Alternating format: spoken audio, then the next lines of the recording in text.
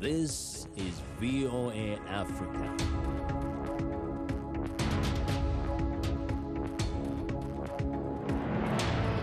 Hello, I'm Africa 54 Managing Editor Vincent Makori in for #Ewart. It's Thursday, June the 17th. Welcome to Africa 54. We continue to work remotely because of the COVID-19 pandemic, but what hasn't changed is our commitment to bringing you the latest and most important news from the African continent and around the world. This is today's Africa 54. Prime Minister Abiy Ahmed held his first and only election rally Wednesday ahead of Ethiopia's elections next week. But many will be unable to vote, and some parties are boycotting the poll, alleging government intimidation. David Doyle explains. Ethiopian Prime Minister Abiy Ahmed touched down near his hometown on Wednesday for his first and only campaign rally ahead of elections next week. Abiy, who came to power in 2018 after 3 decades of repressive rule, is portraying June 21st as Ethiopia's first attempt at free and fair elections. But here in Oromia, there are those who would disagree. Many parties in Ethiopia's most populous region are boycotting the election, alleging government intimidation. Tekle is an Ethiopia researcher for Amnesty International. We have documented a number of arbitrary arrests, especially targeting opposition or people supposed to support the opposition, mainly in Oromia and other places. A regional spokesman referred questions on those accusations to the police commissioner, who did not respond. Abiy rode to power on a wave of optimism, with a message of unity and reform after decades of repression. He's freed more than 40,000 political prisoners, unbanned political parties, and won the Nobel Peace Prize for ending hostilities with neighbouring Eritrea. In the western city of Jimma, he was greeted by tens of thousands of supporters. The whole world expects us to be embroiled in conflict on the election day, but we will teach them differently. But not everyone is able to vote. Just over a fifth of parliamentary constituencies are not taking part due to logistical problems, low-level violence, or war in the northern Tigray region. Amnesty says Ethiopia's jails are again filling up. Journalists have been arrested, and in Tigray, Fasea says, crimes including sexual and gender-based violence are being committed. So, we can say that the situation now is as dire as it used to be before the appointment of Prime Minister Abiy. Abiy's spokeswoman, Bilene Sayoum, did not respond to requests for comment. She has previously told Reuters that the environment for journalism is favourable and that it cannot be said that a nascent democracy like Ethiopia is regressing. At the packed stadium on Wednesday, Abiy rode a horse while carrying a shield. But for some, questions remain over the extent to which he is a defender of democracy. That was David Doyle of Reuters reporting. There will be voting in some parts of Ethiopia next week to choose members of parliament and regional officials. In other parts of the country, that voting is postponed to September because of war in Tigray, because of territorial disputes in parts of the Somali and Afar regions, and because of ethnic violence in Western Oromia and parts of the Benishangul-Gumuz region. This week we are bringing you profiles of Ethiopians who are voting or who are not voting as they explain what matters to them and what hopes they have for the future. So far we've heard from a painter in Addis Ababa, a Shoshana in Hawasa, and a barber in Dire Dawa. Today, Mekelle carpenter Yemane Gebremedhin tells us what he's thinking.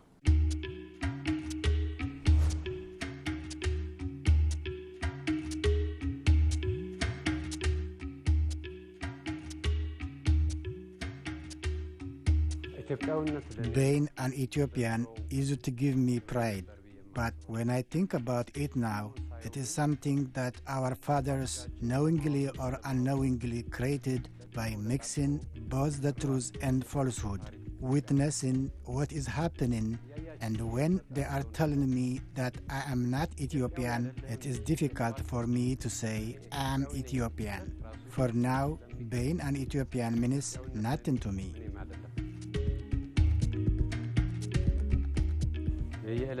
Currently, there are numerous daily challenges. Mainly, there is no peace. And when there is no peace, it is difficult to perform daily tasks. There is no work. And of course, when there is no peace, there will not be work. Previously, we had many employees that work with us, but now, as you can see, there is only one employee.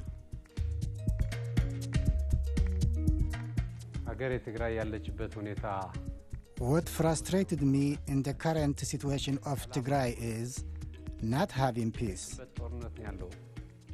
There is war everywhere. People are being displaced. Women are being raped. Children are dying. We are in a very frustrating situation. Of course, that does not mean there is peace in Ethiopia, but the situation in Tigray is worse.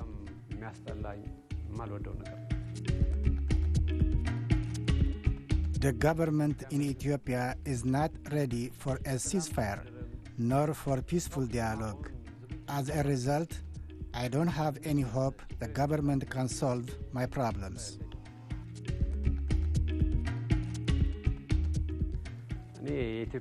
I would follow the rule of law and implement the right of self-determination. This means if Tigray has the right to self-determination and decided to secede, then that needs to happen. If others seek that right, I would also do the same.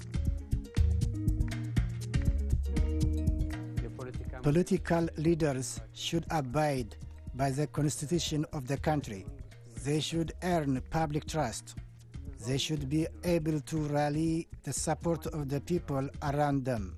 If they do just that, I believe everything will be all right.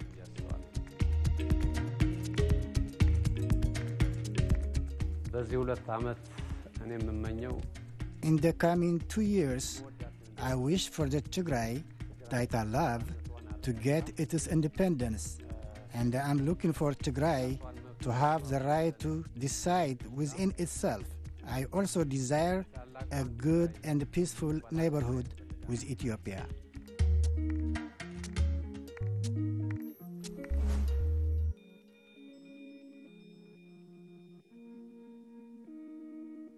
That was Ethiopian voter Yemane Gebremedhin in Mekelle. Now be sure to join us tomorrow when we hear from a small business owner in Ambo.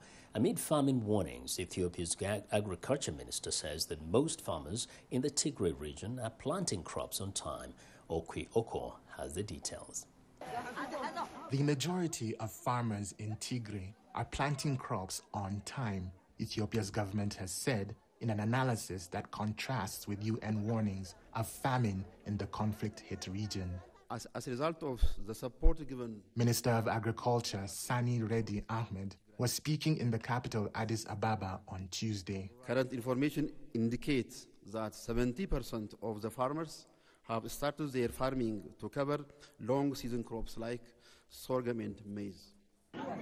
He also said the government expects a significant portion of farmers who fled fighting in Tigray to return to their land in the next month. But the United Nations has warned that more than 350,000 people are living in famine conditions, with millions more at risk. The fighting in Tigray erupted in early November between the Ethiopian government and the region's ousted ruling party, the TPLF. Thousands of civilians have been killed and more than 2 million forced from their homes. The UN's top humanitarian chief, Mark Lowcock, has said Eritrean troops who entered Tigray in support of the federal government and local fighters have been deliberately blocking supplies to more than 1 million people in areas outside government control. On Tuesday, Lowcock warned a private session of the UN Security Council that a devastating famine in 1984 could be rerun if the violence does not end and Eritrean soldiers don't withdraw. Ethiopia's UN envoy told the session that Eritrean troops would definitely leave soon. In a statement late on Tuesday, Prime Minister Abiy Ahmed's office said Ethiopia had witnessed strong agricultural production and economic growth in recent years.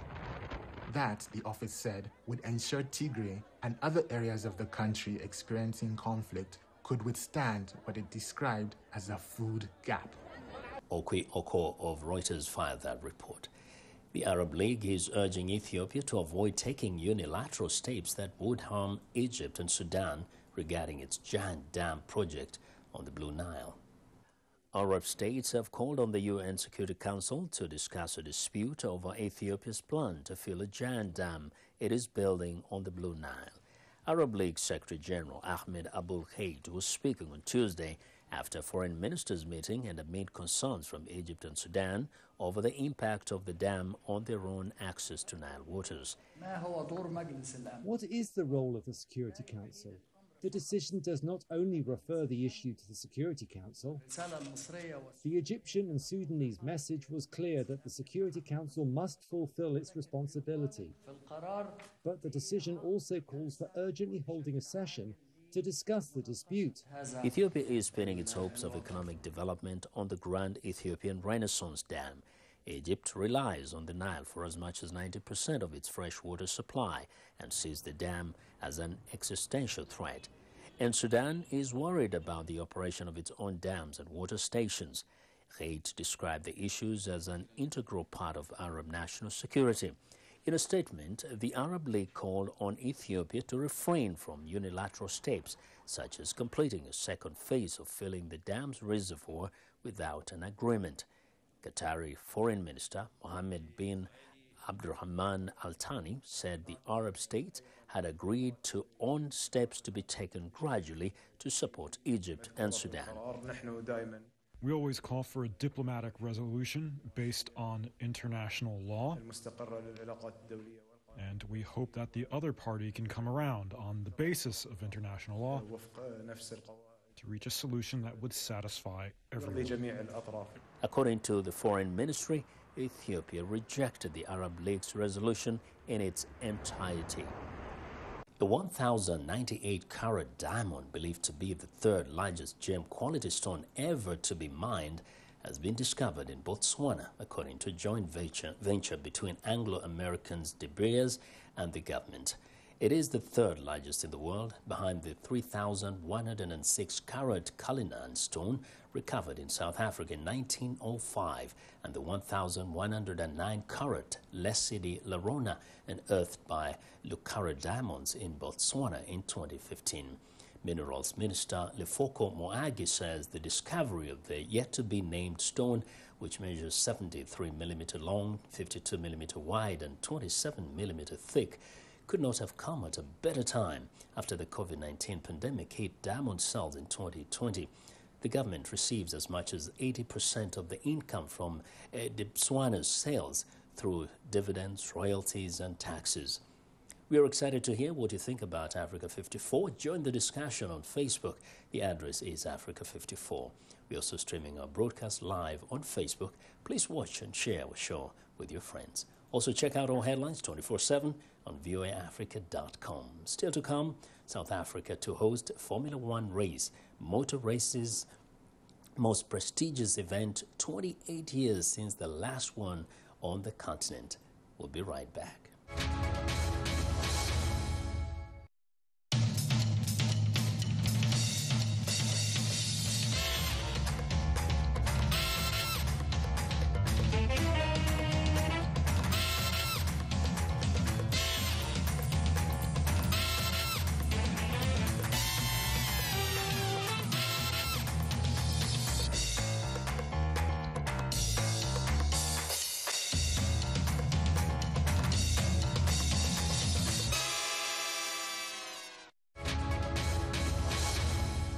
Welcome back to Africa 54.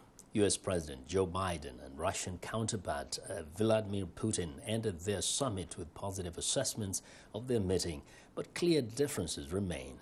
VOA White House correspondent Patsy Widakuswara has this report from Geneva. In the Swiss villa in Geneva, an exchange of diplomatic pleasantries acknowledged by U.S. President Joe Biden. The tone of the entire meetings I guess it was a total of 4 hours, was good, positive. And his Russian counterpart, Vladimir Putin. The conversation was absolutely constructive. The two sides agreed to begin talks on strategic stability and cybersecurity. I think the fact that we've broken from a pattern of mutual penalization and a narrowing of diplomatic relations, that's important. That pays dividends for both parties. As far as concrete deliverables and changes in Russian behavior, only the next couple months will tell. But despite holding the summit in a 19th century Swiss villa, the stage for past landmark agreements, differences remain, namely on Ukraine, where conflict has simmered for years between the army and Russian-backed separatists. I communicated the United States' unwavering commitment to the sovereignty and territorial integrity of Ukraine.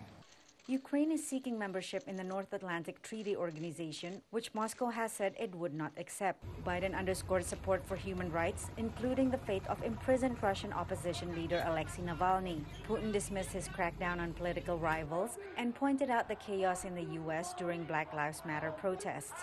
He is unyielding on the issue of Navalny. He arrived deliberately acting to be detained. He did what he wanted. Biden made clear he is different from his predecessor, Donald Trump, who in 2018 sided with Putin instead of U.S. intelligence agencies on Moscow's interference in the 2016 U.S. election. President Putin was extremely strong and powerful in his denial today. I made it clear that we will not tolerate attempts to violate our democratic sovereignty or destabilize our democratic elections, and we would respond. Biden also told Putin he would respond in a cyber way should Russia launch a cyber attack. Biden will be careful to be proportionate in any cyber response he engages in, understanding that Russia is not a peer cyber power, but a very, very capable one, and one that has the ability to inflict great harm on the U.S. using cyber capabilities. Biden returned to Washington immediately after his summit with Putin, wrapping up a week-long tour to shore up transatlantic relations with allies. Patsy Widakuswara, VOA News. The U.S. faces a growing threat from domestic violent extremists, according to a strategy released this week by the White House. The warning comes as lawmakers continue to investigate the January 6th storming of the U.S. Capitol by supporters of former President Donald Trump, seeking to derail the Electoral College vote count, confirming Joe Biden's presidential victory. VOA's congressional correspondent Catherine Gibson has more. 5 months after the U.S. Capitol attack, the Biden administration laid out a strategy for countering the threat posed by domestic extremism. In the FBI's view, the top domestic violent extremist threat comes from racially or ethnically motivated violent extremists, specifically those who advocated for the superiority of the white race. Garland says that no one in the United States will be prosecuted for their nonviolent political beliefs. There is no place for violence as a means of resolving political differences in our democracy. The long-term issues that contributed to domestic terrorism in America must be addressed to ensure that this threat diminishes over generations to come. To diffuse the underlying causes of domestic terrorist attacks, the January 6th assault has resulted in more than 500 arrests. Democrats say the rioters were motivated by former President Trump's false claims of election fraud. After his efforts to pressure the Department of Justice failed, President Trump grew even more desperate. And so, on the morning of January 6th, he sent an angry, violent mob to the Capitol. The goal was to use violence to stop Congress from certifying that Joe Biden won the election. The head of the FBI acknowledged to lawmakers this week that his agency had failed to anticipate the assault. Our goal is to bat 1,000, and anytime there's an attack, much less an attack as horrific and spectacular as what happened on January 6th. We consider that to be unacceptable. A Senate report released earlier this month found multiple intelligence and security failures in the lead-up to the attack. 3 intelligence-related units within the Capitol Police knew about social media posts calling for violence at the Capitol, but that the full scope of these warnings never made it to the Capitol Police leadership, rank-and-file officers, or law enforcement partners. There were also conflicting reports on the threats. While several Senate panels continue work on reforming the U.S. Capitol Police in the wake of the attack, Senate Republicans blocked Democrats' attempt last month to form a wide-ranging commission to investigate the events of January 6th. Catherine Gibson, VOA News, Washington. As the U.S. continues its withdrawal in Afghanistan, the commander in the region says help from NATO allies will be essential in keeping the pressure on terror groups.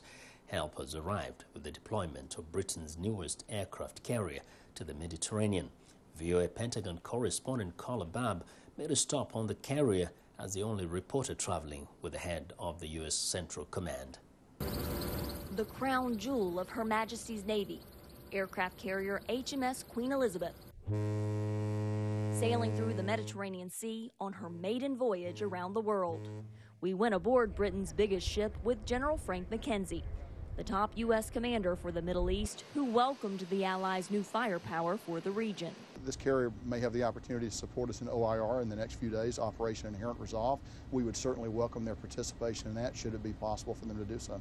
Thousands of kilometers away, America's only aircraft carrier in the Middle East is busy pulling assets and people out of Afghanistan. So HMS Queen Elizabeth is picking up the slack in the counter-terror fight, striking Islamic State targets in Iraq and Syria from here in the Mediterranean Sea. Over the coming days, then we'll start putting ourselves in a position to be able to contribute towards those missions. British Captain James Blackmore is the Air Wing commander of the Carrier Strike Group. Yes, we've got 18 F-35s, which you can see behind us right now. That's 10 from the US and 8 from the UK. The gravity-defying British and American F-35 jets make up the largest fifth-generation carrier wing in the world. The Marine pilots have to master a new launch style, jumping off the curved ramp of the UK carrier instead of slingshotting off a catapult as they do on American carriers. Going off on a catapult, getting up to 200 miles an hour in just a few seconds is an interesting ride. It is much more comfortable to go off HMS Queen Elizabeth on a ramp, and I can tell you that the vertical landing, once you get used to it, it's actually quite nice. The Queen Elizabeth leads a flotilla of 6 other British ships and a submarine cruising below the Mediterranean's deep blue waters. The carrier is also joined by a Dutch frigate and a U.S. destroyer, making it a force to be reckoned with wherever it goes, according to the Carrier Strike Group commander, British Commodore Steve Morehouse. You look out on the flight deck over our shoulders, and that's an air wing that's ready to go. So the world is a dynamic place, and wherever we need to be, then we can get there quickly. From here, the Queen Elizabeth will weave through the waters of the Middle East on its way to the South China Sea, where this massive display of Western strength could soon be tested by Chinese vessels awaiting their arrival. Carla Babb, VOA News, aboard HMS Queen Elizabeth. For some people, COVID has led to changes in lifestyle or a new job. A Los Angeles bicycle shop started during the pandemic, and a group of riders has coalesced around it as people get exercise while exploring this city. Michael Sullivan has more. Bike riders gather several times a week, part of an expanding group of cyclists started by Kelly Hart. Stuck at home in the pandemic, she got out her old bike. But I pulled it out, got it repaired, and started riding, and I fell in love all over again. And then my friends wanted to come, and I'm like, come on, let's go. And more people came, and then I looked up, and I had 100 people behind me on a Tuesday night.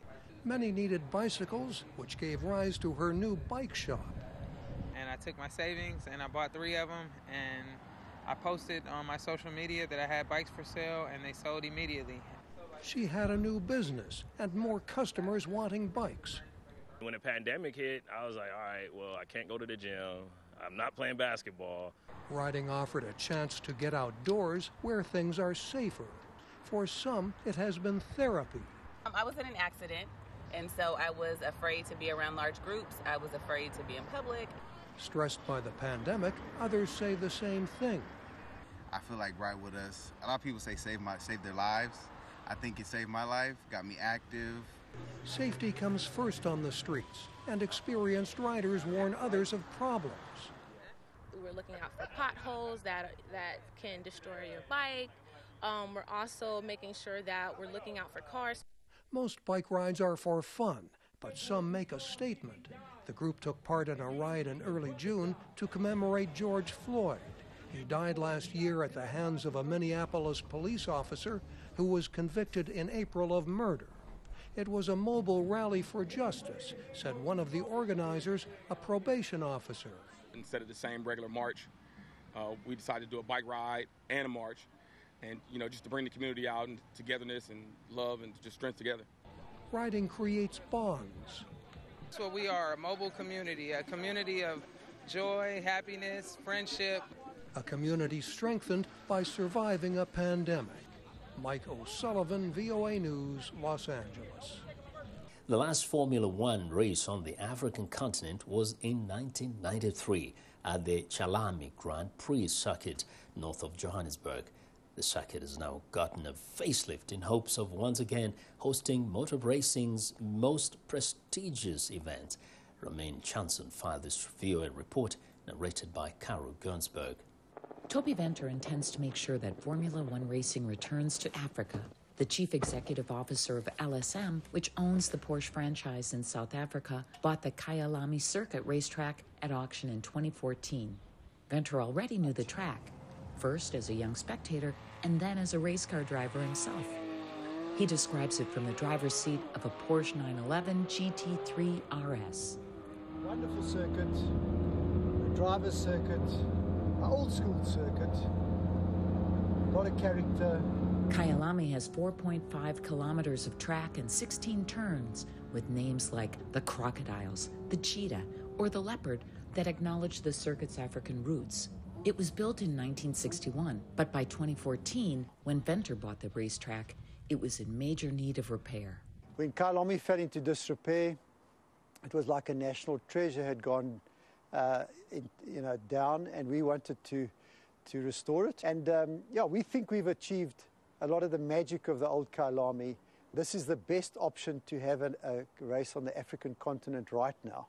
The renovations were extensive because the track's conditions were so poor, says renovation manager Andrew Baldwin. The asphalt is, 15, 20 years old, whatever it is. All the safety systems were dilapidated, the guardrails were rusting, the debris fencing was not up to scratch. But really, the facility, I think we're saying, is about 90% ready in terms of being able to host a Formula One race. Racing's current world champion, Lewis Hamilton, has spoken in favor of a Grand Prix on the African continent without specifying the destination. On the walls of Kyalami, there still is room to write more of the racetrack's history, perhaps the return of Formula One to South Africa. For Romain Chanson in Johannesburg, Carol Gunsberg, VOA News. Well, and that's our show for today. Be sure to watch Africa 54 on our website at voaafrica.com. From all of us here in Washington, thanks for watching.